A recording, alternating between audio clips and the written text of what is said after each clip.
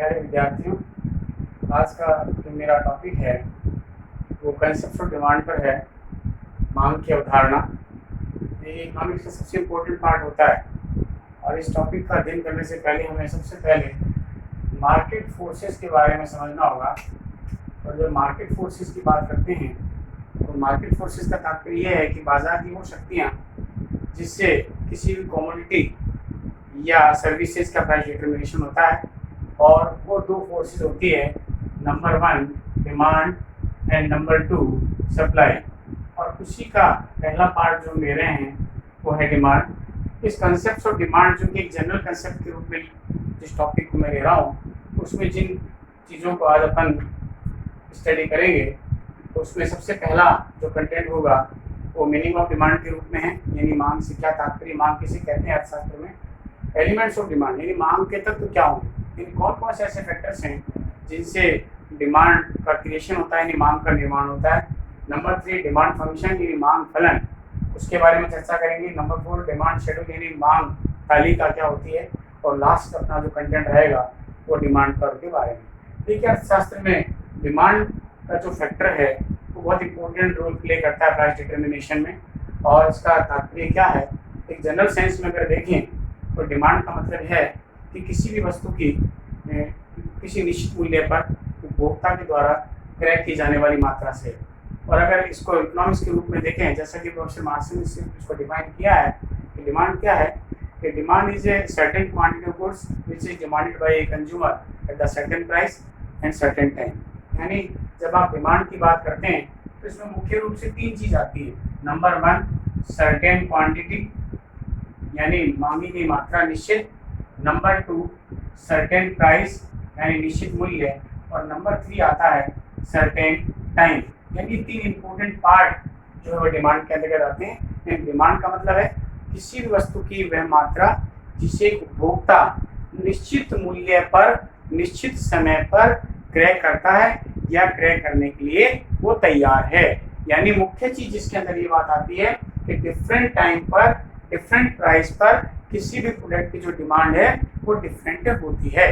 तो इसका तात्पर्य ये है कि मांग क्या है, मांग किसी वस्तु की वह मांगी की मात्रा है जिसे उपभोक्ता निश्चित मूल्य पर निश्चित समय पर क्रय करने के लिए तैयार रहता है। सेकंड हमारा जो स्टेप आता है वो है एलिमेंट्स ऑफ डिमांड के बारे में। देखिए, जब हम बात करते हैं कि डिमांड के लिए कौन कौन से ऐसे फैक्टर्स हैं जो डिमांड पर इफेक्ट डालते हैं, उसमें सबसे इफेक्टिव फैक्टर जो होता है वो प्राइस है।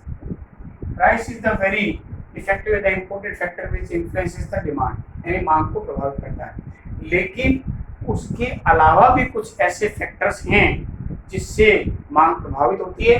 यानी जब आप बात करते हैं कि कौन कौन से ऐसे एलिमेंट्स हैं जिनसे मिलकर के मांग का निर्माण होता है, उसे हम क्रिएशन ऑफ डिमांड भी कह सकते हैं या एसेंशियल एलिमेंट्स ऑफ डिमांड भी कह सकते हैं। कौन कौन से होते हैं, उसके अंदर नंबर 1 है सबसे पहला प्राइस, यानी मूल्य तो होना चाहिए। जब तक मूल्य मार्केट में इंट्रोड्यूस नहीं किया जाएगा या सेलर के द्वारा प्राइस इंट्रोड्यूस नहीं किया जाएगा तब तक डिमांड का निर्माण नहीं हो सकता, यानी वो अपनी विलिंगनेस नहीं बताएगा। नंबर 2 है सर्टेन टाइम, यानी एक डिफरेंट टाइम पर डिफरेंट डिमांड होती है, हर समय समय पर मांग बदलती रहती है। नंबर 3 जो है वो है सर्टेन क्वांटिटी ऑफ गुड्स, यानी जब भी हम डिमांड की बात करते हैं तो उसके साथ में सर्टेन क्वांटिटी आती है, क्योंकि डिफरेंट प्राइस पर कंज्यूमर की जो डिमांड है वो डिफरेंट होती है। नंबर 4 इसके अंदर आता है विलिंगनेस टू पे, यानी आपके या कंज्यूमर की व्यय करने की तत्परता क्या है।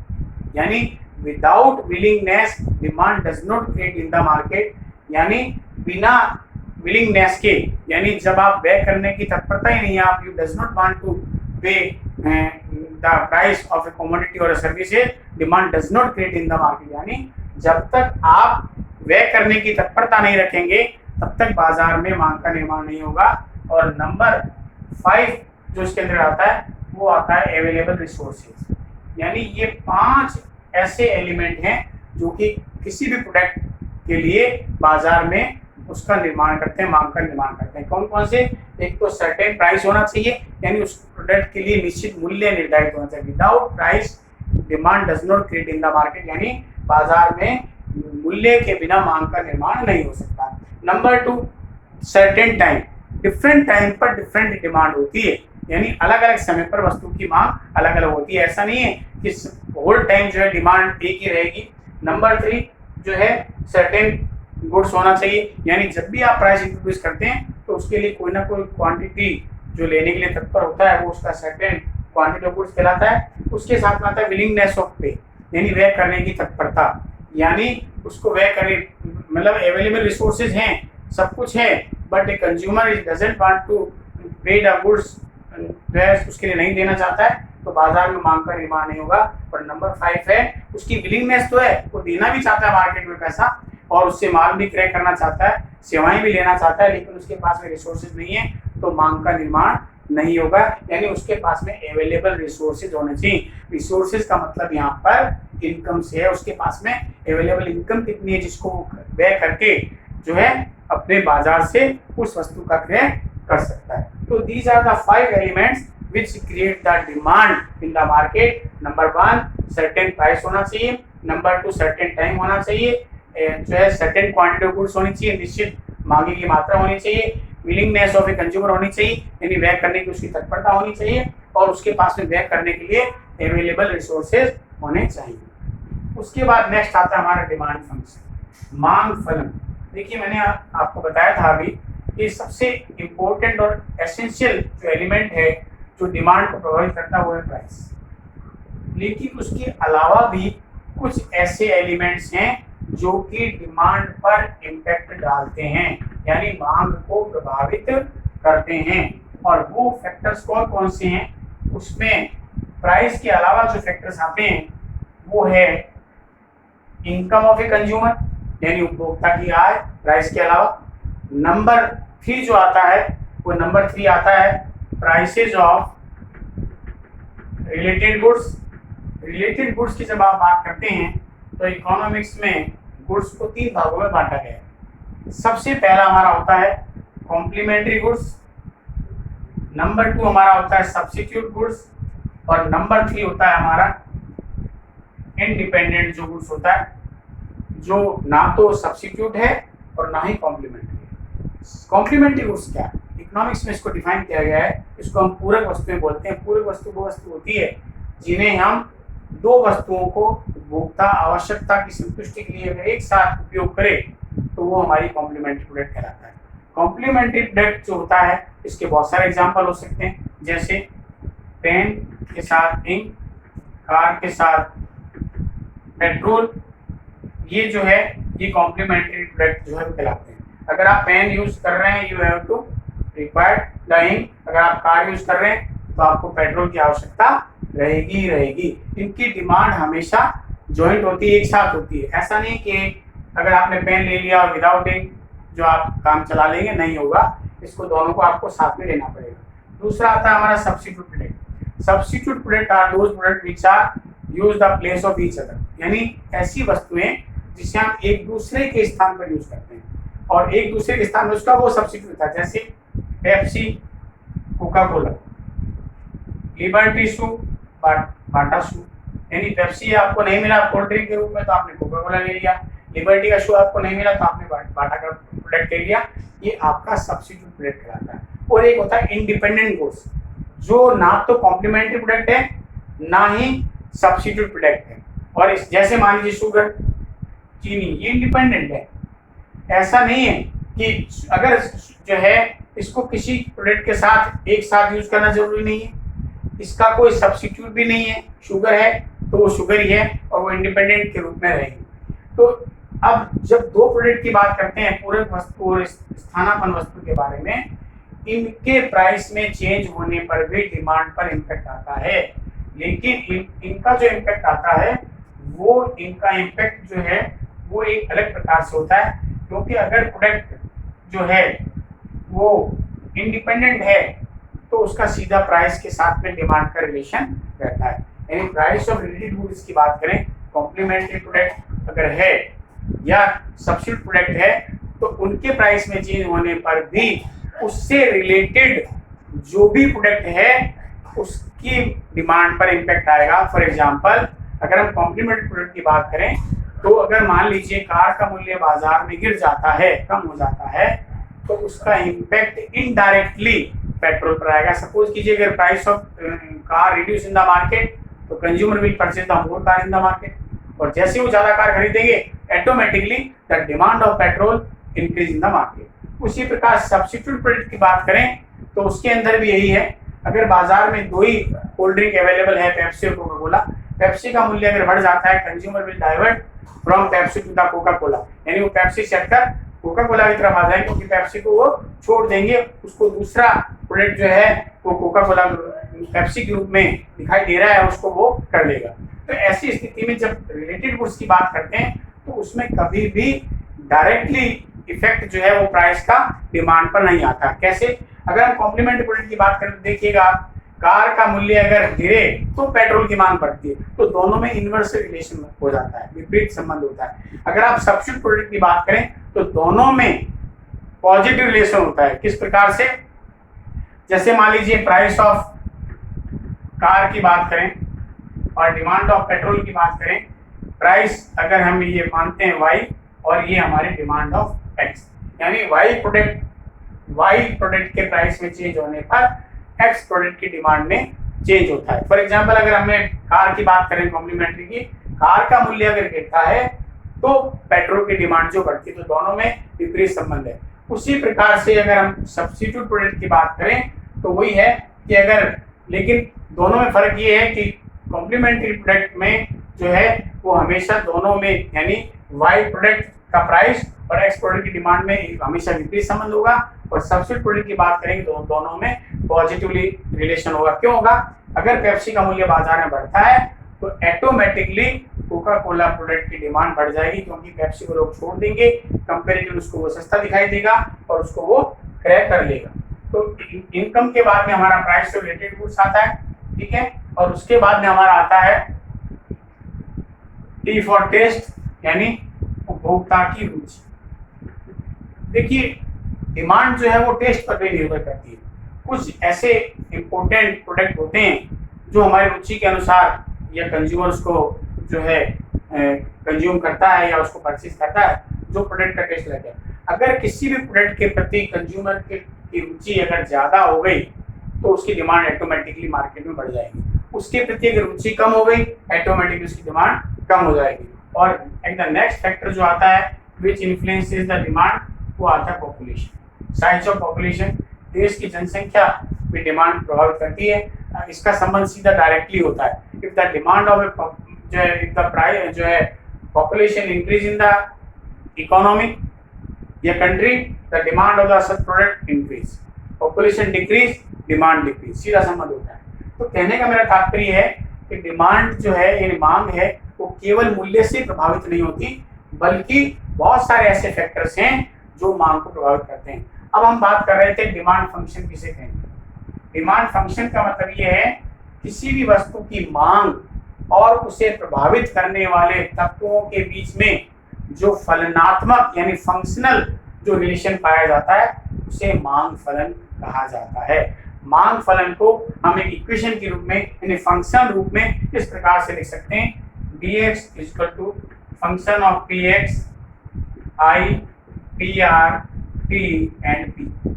इसका तात्पर्य है x वस्तु की मांगी गई मात्रा जो है वो किसका परिणाम है, उस वस्तु के मूल्य में परिवर्तन का परिणाम है, या कंज्यूमर की इनकम में चेंज होने का परिणाम है, या कॉम्प्लीमेंट्री या सब्स्टिट्यूट प्रोडक्ट के प्राइस में चेंज होने का परिणाम है, या कंज्यूमर के टेस्ट में परिवर्तन होने का परिणाम है, या change in size of population यानी जनसंख्या के आकार में परिवर्तन होने का परिणाम है। तो हम अलग अलग किसी चीज को न बता करके एक इक्वेशन के रूप में यानी फंक्शन रूप में अगर बताएं तो हम कह सकते हैं किसी भी वस्तु की मांग इन तत्वों से प्रभावित होती है। इसका मतलब किसी भी वस्तु की मांग की मात्रा तो उसको प्रभावित करने वाले इन तत्वों के बीच में जो फंक्शनल रिलेशन होता है, फंक्शनल रिलेशन, उसे हम क्या कहते हैं, मांग फलन कहा जाता है। उसके बाद अगला जो हमारा स्टेप आता है वो हमारा है डिमांड शेड्यूल यानी मांग तालिका। देखिए भी हम इस बात को अच्छी प्रकार से जानते हैं कि डिमांड का जो रिलेशन है वो प्राइस के साथ होता है। सबसे इम्पोर्टेंट जो फैक्टर है वो प्राइस है। तो अगर हम डिमांड शेड्यूल की बात करें यानी मांग तालिका की बात करें तो ये हम अच्छी प्रकार से जानते हैं कि डिफरेंट प्राइस पर किसी भी प्रोडक्ट की डिमांड डिफरेंट होती है, यानी मूल्य अलग अलग मूल्य पर मांग है। ऐसा नहीं है कि 10 रुपये पर किसी वस्तु की जितनी मांग है उतनी मांग 8 रुपये पर भी रहेगी या 6 रुपये पर रहेगी या 4 रुपये पर रहेगी। डिफरेंट प्राइस अगर होगा तो अलग होगा, एक बात। दूसरी बात, प्राइस के साथ डिमांड का जो रिलेशन होता है वो हमेशा कैसा होता है, इनवर्सली होता है, यानी विपरीत होता है, ऋणात्मक होता है, नेगेटिव भी कह सकते हैं, या विपरीत होता है। कैसे?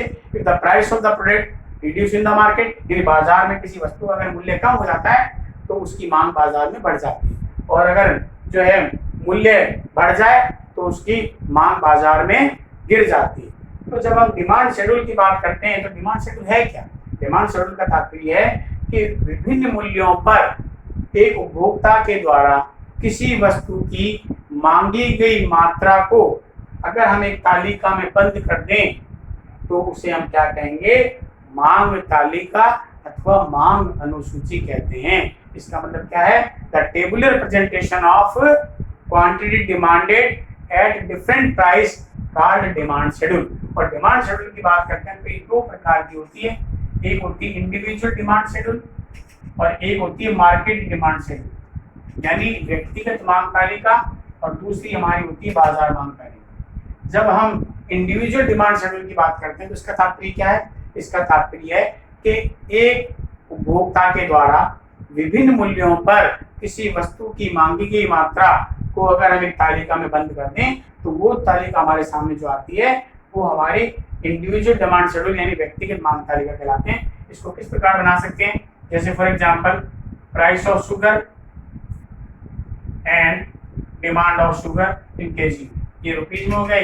ये मान लो मिस्टर राम के द्वारा डिमांड की जा रही है 10, 8, 6, 4, 2, और यहाँ है 10, 20, 30, 40 और 50। इसका मतलब है जैसे जैसे प्राइस रिड्यूस हो रहा है चीनी की डिमांड बाजार में बढ़ रही है। कौन कर रहा है? मिस्टर जो है राम कर रहा है, यानी एक ही व्यक्ति कर रहा है, एक कंज्यूमर कर रहा है। तो ये आपकी क्या बन जाएगी? Individual demand schedule. कहने का तात्पर्य एक उपभोक्ता के द्वारा विभिन्न मूल्यों पर किसी वस्तु की मांगी की मात्रा को एक तालिका में अगर हम बंद कर दें तो हमारी वो व्यक्तिगत मांग तालिका बन जाती है। दूसरी हमारी कहलाती है बाजार मांग तालिका।